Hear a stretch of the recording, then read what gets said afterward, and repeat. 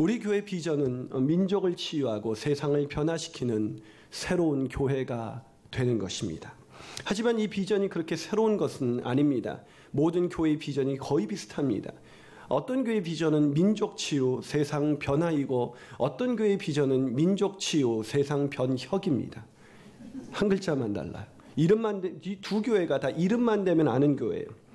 사실 교회의 비전이 비슷할 수밖에 없는 것은 교회의 존재 목적이 세상을 변화시키는 것이기 때문인 것입니다. 하지만 오늘날 많은 교회가 그런 비전을 가지고 있는데 세상을 변화시키는데 성공하는 것 같이 보이지는 않습니다. 왜 그럴까요? 모든 교회가 세상을 변화시키겠다고 나름대로 비전을 갖고 있는데 왜 세상은 여전히 변화되지 않고 있는 것일까요? 저는 그 해답이 바로 웨스트민스터 대성당에 남겨진 그 비문에 적혀 있다고 생각합니다. 그것은 우리가 세상을 변화시키겠다는 꿈은 갖고 있지만 정작 내 자신은 변화시키고 있지 않기 때문인 것입니다. 많은 교인들이 21세기를 살아가는 교인들에게 교회란 그저 내가 편안히 다닐 수 있는 곳이어야 합니다. 나를 잘 훈련시켜 내가 세상을 변화시킬 수 있는, 그래서 나를 먼저 변화시키는 교회를 찾기보다는 그저 편안하게 구경꾼으로 다니는 교회를 찾고 있습니다. 오늘 본문은 우리가 함께 공부했던 에베소서의 그 정점을 향해서 달려가고 있습니다. 우리는 지금까지 에베소서를 묵상해 왔습니다. 여러분, 에베소서의 핵심이 무엇일까요? 그것은 하나님의 은혜로 변화된 새 사람이 새로운 공동체인 새 교회를 이루고 그 교회를 통해서 민족을 치유하고 세상을 변화시키는 그 세상의 중심이 되는 것, 그것이 바로 에베소서의 핵심이라고 할 수 있습니다. 다시 말해서 우리가 어떻게 세상의 중심에서는 그 새 사람으로 살아갈 수가 있는 것일까요? 첫 번째로 그 비결은 성경적 팔로우십인 성실한 순종을 배워야 합니다. 뭘 배워야 한다고요? 성실한 순종. 성경적 팔로우십인 성실한 순종을 배워야 한다는 것입니다. 많은 사람들은 팔로우십을 갖고 싶어 하지 않습니다. 팔로워가 되기보다는 뭐가 되기 원해요? 리더가 되기를 원합니다. 먼저 우리가 세상의 중심에 서기 위해서 리더가 되기 이전에 먼저 팔로워가 되어야 된다고, 좋은 팔로워가 되어야 된다고 우리에게 말씀해주고 있습니다. 자, 예수님께서 제자들에게 말씀하실 때 나의 세상의 리더가 되라, 이렇게 먼저 말씀하신 것이 아니라 뭐라고 말씀하셨습니까? 나를 따르라. 다시 말해서 오늘날의 시대에 팔로워가 중요하다는 것입니다. 하지만 에베소 교인들은 이 팔로워십의 가치와 능력을 깨닫지 못했습니다. 왜요? 그 당시 절반 이상이 노예였기 때문입니다. 교인의 절반 이상이 노예였어요. 그래서 유명한 주석가 바클레이에 의하면 당시 사도 바울이 이 서신서를 쓸 때 로마에는 이미 7천만 명의 노예가 있었다고 합니다. 노예인 그들이 할 수 있는 것은 아무것도 없는 것 같았습니다. 그들이 교회에 왔을 때는 자유인이 된 것 같았지만 다시 일터로 돌아갔을 때 그들은 너무나 초라해 보였습니다. 그들은 아무것도 할 수 없는 세상의 변두리 인생, 아무것도 아닌 인생이라고 생각하지 않았겠습니까? 팔로의 중요성을 깨닫지 못했던 것입니다. 그래서 하나님은 노예로 살아가고 있는 크리스찬들에게 세상의 중심이 되는 것, 그것은 성경적 팔로우십인 성실한 순종이라고 가르쳐주기 시작한 것입니다. 자, 과연 그런지 5절을 여러분 한번 같이 읽어보실까요? 자, 5절입니다. 시작. 종들아, 두려워하고 떨며 성실한 마음으로 육체의 상전에게 순종하기를 그리스도께 하듯 하라. 상전에게 어떻게 하라고요? 순종하라. 그냥 순종하라는 것이 아니라 어떻게 순종하라고 얘기하고 있습니까? 죽게 하듯, 성실한 마음으로 죽게 하듯 순종하라. 만약에 우리가 직장에서 우리의 상사가 조금만 나를 비인격적으로 대하거나 나에게 차별을 주거나 내 봉급을 제대로 주지 않으면 우리는 그 사람을 향해서 막 원망하고 불평하고 당장에 이직해버리잖아요. 심지어 고소까지 할 수 있잖아요. 그런데 왜 성경은, 아니 왜 하나님께서는 그 육체의 상전들에게 이렇게 순종하라고 말씀해 주고 계신 것일까요? 하나님께서 노예제도를 찬성하신 것일까요? 아니요. 하나님은 노예제도를 기뻐하지 않습니다. 그런데 왜 하나님께서 이렇게 말씀하신 것일까요? 그것은 하나님의 나라는 우리가 세상의 중심에 서서 세상을 바꾸어 가는 것은 혁명을 통해서 가능한 것이 아니라 바로 하나님의 방법, 선으로 악을 이기는 것입니다. 악을 뒤엎는 것이 아니라 선으로 악을 이기는 것, 이것이 바로 하나님의 방법이기 때문인 것입니다. 한 발 더 나가서 우리가 어떻게 세상의 중심에서는 새 사람으로 살아갈 수가 있는 것일까요? 그 두 번째 비결은 성경적 리더십인 인격적 섬김을 실천해야 합니다. 성경적 리더십이 뭐라고요? 인격적 섬김이라는 거예요. 여러분, 인생을 산다는 것, 그것은 누군가를 평생 따라가고 또 누군가를 평생 이끌어 가는 것입니다. 다시 말해서 중간 리더로 산다는 것이죠. 예를 들면 내가 직장에서 최종 리더다, 이런 사람도 예수님을 따라가야 하는 것입니다. 그러기 이 세상에 어느 누구라도 중간 리더가 아닌 사람은 없습니다. 우리는 누군가를 따라가고 누군가를 이끌며 세상을 사는 것이죠. 그래서 우리 인생은 팔로우십만 가지고는 성공할 수가 없습니다. 누구를 따라가는 이 팔로우십만 가지고는 안 돼요. 뭐가 필요합니까? 리더십이 필요한 것입니다. 그래서 최근 주목받고 있는 리더십이 바로 360도 리더십입니다. 이 존 맥스웰은 자신의 책 360도 리더십이라는 책에서 이런 말을 했습니다. 모든 리더십의 99%는 조직의 최상층이 아니라 중간에서 나온다. 무슨 말입니까? 대부분의 사람들은 중간 리더로 살아간다는 것입니다. 그러기에 우리는 팔로우십과 아울러 리더십을 가져야 하는 것입니다. 자, 그렇다면 그 성경적 리더십의 핵심이 무엇일까요? 그것은 바로 인격적 섬김입니다. 여러분, 성경은 어떤 한 사람에게 힘을 실어주지 않습니다. 성경은 수직적 윤리를 강조하는 것이 아니라 수평적 윤리를 강조합니다. 무슨 얘기예요? 부모와 자식 간에 어느 사람이 더 높습니까? 성경은 서로 종노릇하라고 말합니다. 남편과 아내 누가 더 높습니까? 성경은 서로 종노릇하라고 말하고 있습니다. 사장님과 직원 누가 더 높습니까? 성경은 서로 종노릇하라고 말하고 있습니다. 성경의 윤리는 수평적 윤리예요. 그렇기 때문에 모든 인간관계 속에서 우리가 실천해야 된 윤리는 바로 에베소서 5장 21절 서로 종노릇하다, 이 원리에 따라 살아가는 것입니다. 성경은 절대로 사측의 편을 들지 않습니다. 그렇다고 해서 노측의 편을 들지도 않습니다. 노예의 편을 들지도 않고 주인의 편도 들지 않습니다. 오히려 주인에게 더 많은 요구를 합니다. 뭐라고 말해요? 똑같이 하라는 데서 그치는 것이 아니라 뭐라고 말합니까? 위협을 그치라. 무슨 말입니까? 리더십은 권위를 함부로 사용할 때 망가진다는 것입니다. 권위를 함부로 사용하는 리더십은 이미 리더가 아니에요. 그 사람의 말을 누구도 새겨듣지 않습니다. 그래서 탁월한 리더가 되기 위해 중요한 것은 기능이 아니라 인격입니다. 얼마나 일을 잘하느냐 아니냐가 아니라 얼마나 인격적으로 직원들을 잘 섬기느냐 아니냐가 리더십의 핵심이라는 것입니다. 심지어 교회도 그런 교회를 찾아요. 예를 들면 제대로 된 팔로우십과 리더십을 가르치고 훈련시키는 그런 교회를 찾지 않고 그냥 교회도 그냥 편하게 다닐 수 있는 교회를 찾습니다. 그래서 이상한 현상이 나타납니다. 그 현상 중에 하나가 뭡니까? 목자로 섬기는 것을 영광으로 하는 것이 아니라 목장으로 남아있기를 원해요. 세상을 변화시키지 못하는 교회의 첫 번째 특징, 목장원으로 남아있기를 원하는 사람들이 많다. 심지어 목자가 되어서 섬기면서도 목자로 왜 나만 언제까지 목자로 희생해야 되느냐라는 말을 해요. 이건 이상한 일입니다. 섬김과 순종이 성경적 팔로우십과 성경적 리더십이고 그것을 통해서 우리가 세상의 중심에 서게 된다. 그런 가치관을 가진 사람이 어떻게 목장원으로 남아있을 수가 있습니까? 어떻게 섬기는 것이 희생이라고 생각할 수가 있겠습니까? 제가 팔불축같이 제 애엄마 얘기를 하나 할게요. 많은 분들이 제발 사모님을 그만 혹사시켜라, 이런 얘기를 저에게 끊임없이 메시지를 주고 있습니다. 저는 혹사시킨 적이 없습니다. 제가 한 번도 주방 가서 일하는 적이 없고 한 번도 어떻게 하라고 말한 적이 없어요. 그것이 혹사입니까? 그것을 혹사라고 생각한다면 우리 교회에 소망이 없습니다. 세은 엄마가 이미 리더십을 발휘하고 있는 거 아세요? 제가 보니까 어느 날 우리 교우 중에 한 분이 여름에 짜증나는 일이 많으셨대요. 그런데 사모님을 보면서 참는데요.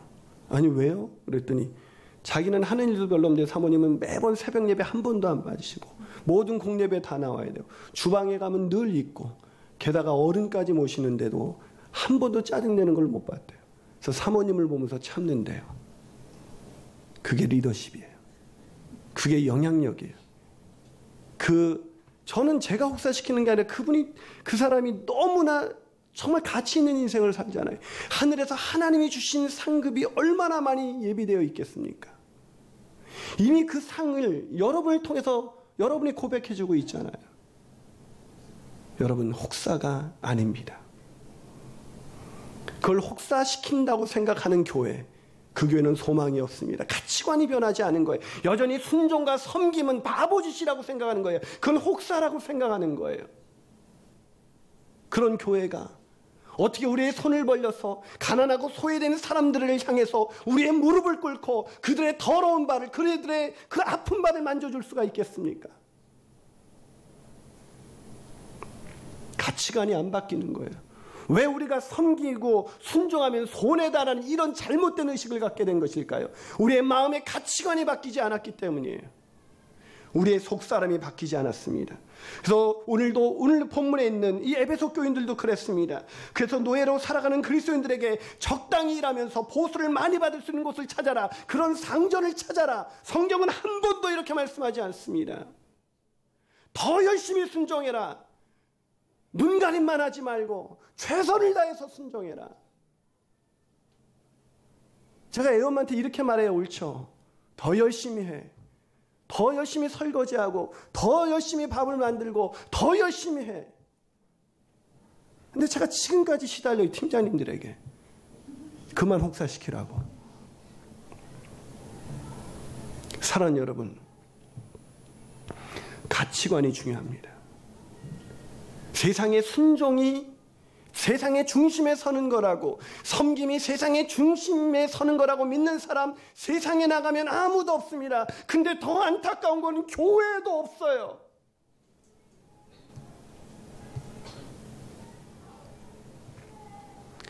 그냥 편안한 교회를 찾습니다. 그러니 그들의 거창한 구호가, 거창한 비전이 그냥 한낱 구호에 그치고 마는 것입니다. 사랑하는 여러분, 오늘 성경에 이 말도 안 되는 얘기를 노예로서 힘들게 살아가고 그렇게 똑똑한 노예들이 그 무식한 상전들에게 인격적인 대우를 받지 못하고 살아가는 그들이 이 말씀을 들었을 때 아멘 하면서 눈물을 흘리면서 성실한 순종의 자리로 나가고 있는 그들의 모습이야말로 위대해 보이지 않습니까? 그들에게 하나님이 보상을 약속하셨어요. 8절을 보실까요?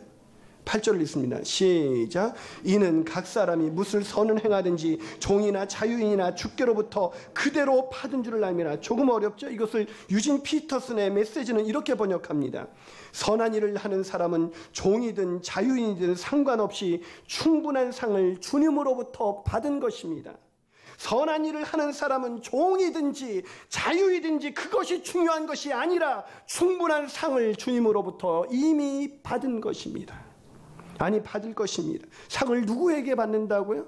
주님께 받는다는 거예요. 하지만 사람들은 이 보상 기준을 사모하지 않습니다. 중요한 것은 세상에서 내가 얼마나 높은 자리에 올라가느냐 아니냐일 뿐입니다. 그래서 일이 풀리지 않으면 당황합니다. 하나님을 원망합니다. 하나님을 위해서 내가 멋지게 일하려고 그러는데 왜 나에게 이런 시련과 고난을 주십니까? 왜 취업이 안 됩니까? 왜 내 사업이 어렵습니까? 이런 원망과 불평 속에 살아가는 사람들 오늘날 교회에서 넘치고 있습니다. 이런 교회가 어떻게 세상을 바꿀 수가 있어요? 누가 나 좀 설득해 줘 보세요. 사랑하는 여러분, 노예가 세상을 바꿀 수 없다고요? 제가 증거를 대드릴까요? 노예였던 요셉을 생각해 보세요. 요셉이 애굽의 총리였기 때문에 세상을 바꿨다고요? 아니요. 창세기 39장 6절을 보세요. 한번 읽어보실까요? 읽습니다. 시작. 주인이 그의 소유를 다 요셉의 손에 위탁하고 자기가 먹는 음식 외에는 간섭하지 아니하였더라. 주인이, 요셉에게 주인이 있었습니다. 그럼 요셉은 뭐라는 거예요? 노예였습니다. 보디발의 노예였습니다. 그 노예 인생이 비참했어요. 그 노예 인생을 오늘 성경은 이렇게 말하고 있습니다. 주인이 그 모든 소유를 요셉에게 위탁하고 간섭하지 아니했더라. 노예로 살아갔지만 보디발의 집에서의 실질적 리더, 가장 영향력 있는 사람, 그 사람은 바로 요셉이었습니다. 특별히 사랑하는 젊은이 여러분, 취업과 그 결혼이라는 것이 젊은 시절에 얼마나 큰 기도 제목이겠습니까? 이상적인 직장을 찾지 마십시오. 아니, 하나님 내게 성경적 팔로우십을 갖게 해주시옵소서.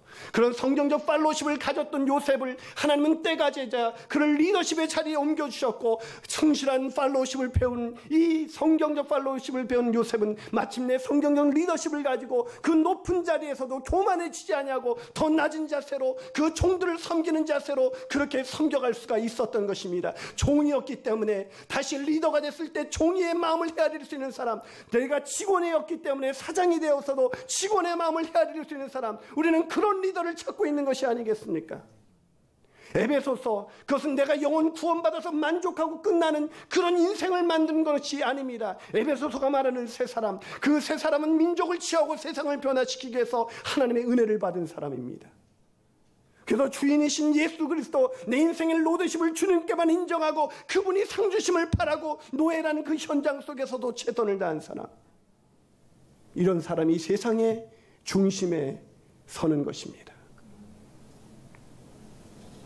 하지만 우리가 이 성실한 순종과 인격적 섬김을 잃어버리는 순간, 그렇게 사는 것이 손해라는 가치관이 바뀌지 않는 한 우리는 더 이상 세상의 중심에 설 수 없습니다. 그 인생은 세상의 중심에 서는 인생이 아니라 변두리 인생입니다. 그 사람이 세상에 왔다 간 것이 아무런 변화를 주지 못할 것입니다. 미동도 일어나지 않을 것입니다. 그가 아무리 부유하고 그분이 아무리 높은 지위에 올랐다 할지라도 그에게 순종과 섬김이 없는 한 그 인생 변두리 인생입니다. 아무리 좋은 건물을 가지고 있고 아무리 수많은 사람들이 모여있다 할지라도 순종과 섬김을 잃어버린 교회, 그 교회 변두리 교회입니다. 저는 우리 교회가 세상의 중심에 서기를 원합니다. 감히 민족을 취하고 세상을 변화시키는 이 비전이 바로 광교 지구촌 교회를 통해서 이루어졌다는 이 소식을 듣게 되기를 원합니다. 그렇다면 중요한 것은 가치관입니다. 여러분은 어떤 가치관을 따르고 계십니까? 세속적 가치관이십니까? 아니면 성경적 가치관이십니까? 지금 여러분의 마음을 한번 들여다보세요. 어떤 가치관을 갖고 사느냐에 따라 아무것도 가지지 못했지만 세상의 중심에 설 수도 있고, 어떤 가치관을 가졌느냐에 따라서 모든 것을 가진 자 같지만 변두리 인생으로 끝날 수도 있습니다. 이재철 목사님이 쓴 책 중에 인간의 일생이라는 책이 있습니다. 이 책에는 변두리 인생을 살았던 한 여인과 세상의 중심에 섰던 한 여인, 두 여인의 인생을 비교하고 있습니다. 두 여인은 모두 1997년 불과 닷새 간격으로 이 세상을 떠났습니다. 두 여인의 죽음 모두 세간의 이목을 집중시켰으며 그의 장례식이 전 세계에 방영되게 되었습니다. 한 여인은 이집트 출신 애인과 함께 프랑스 파리에서 추문을 남기고 교통사고로 즉사했습니다. 바로 영국의 다이애나 황태자비입니다. 그때 그녀의 나이 36살이었습니다. 그녀는 세계 최고의 왕가의 황태자비로서 그야말로 신데렐라 인생이 시작되었습니다. 그는 명실공히 부귀영화와 젊음의 정점에 서 있었습니다. 황태자비가 되므로 신데렐라의 화려한 일생은 시작되었고 최고의 호사를 누렸습니다. 그녀가 있는 곳에는 항상 미와 화제와 선망이 가득했습니다. 수만 달러의 옷과 보석과 파티가 그녀를 더욱더 빛나게 만들었습니다. 그러나 그녀는 한순간에 죽었고 장엄하게 그지없었던 그녀의 장례식은 스캔들만 남긴 채 공허하고 허무하게 끝나고 말았습니다. 36년 동안 모두가 부러워할 만한 온갖 부귀 영화를 누렸지만 자신만을 위해서 살았던 그녀의 장례식은 그야말로 죽음뿐이었습니다. 하지만 또 한 여인이 있습니다. 이 여인의 일생은 다이애나 비와 극대비적인 삶을 살았습니다. 이 여인의 일생 언제나 빈곤, 질병, 고통, 신음, 소외 속에 살았습니다. 그녀가 있는 곳은 커다란 가난이라는 커다란 장막이 있었고 질병의 늪이었으며 고통의 한가운데였습니다. 다이애나는 신데렐라로 불리면서 하루에도 값비싼 옷들이 몇 벌씩 필요했지만 그녀에겐 일생 동안 단 3벌의 옷만이 필요했습니다. 다이애나는 수백 원의 재산을 남겼지만 이 여인이 죽을 때 갖고 있었던 돈은 단돈 5루피, 우리나라 돈으로 125원이었습니다. 다이애나와 이 여인을 비교한다는 것 자체가 무색할 일이죠. 하지만 이 여인은 세상의 중심에 서서 그 누구도 끼칠 수 없는 영향력을 끼쳤습니다. 이 여인이 누굴까요? 바로 마더 테레사입니다. 인도의 빈민을 위해서 극심한 가난과 고통과 소외 속으로 뛰어들어가서 87년 동안 자신의 몸을 쉬지 못하고 그 불쌍한 빈민들을 위해서, 소외된 그들을 위해서 자신의 인생을 드렸던 허름한 노파,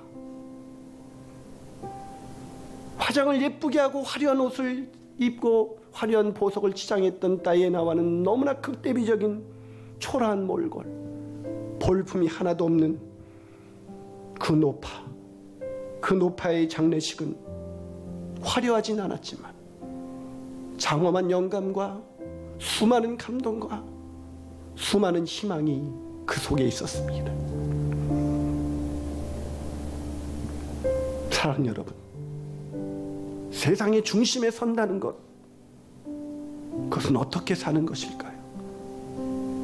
높은 지위, 많은 부귀, 많은 영화를 누리는 것? 아니요. 철저히 순종하고 철저히 섬기는 것.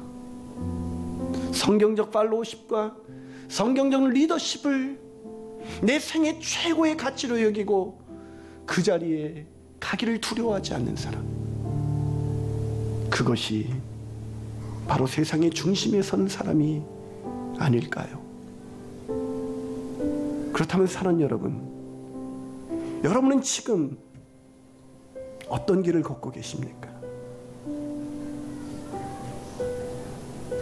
우리 교회가 세상의 중심에 서는 새 사람, 그런 사람을 훈련시키는 교회, 그래서 마침내 민족을 치유하고 세상을 변화시키는 교회는 바로 광교 지구촌 교회였다고 그렇게 고백되어지기를 소원합니다. 우리 같이 잠시 눈을 감고 묵상해 볼까요?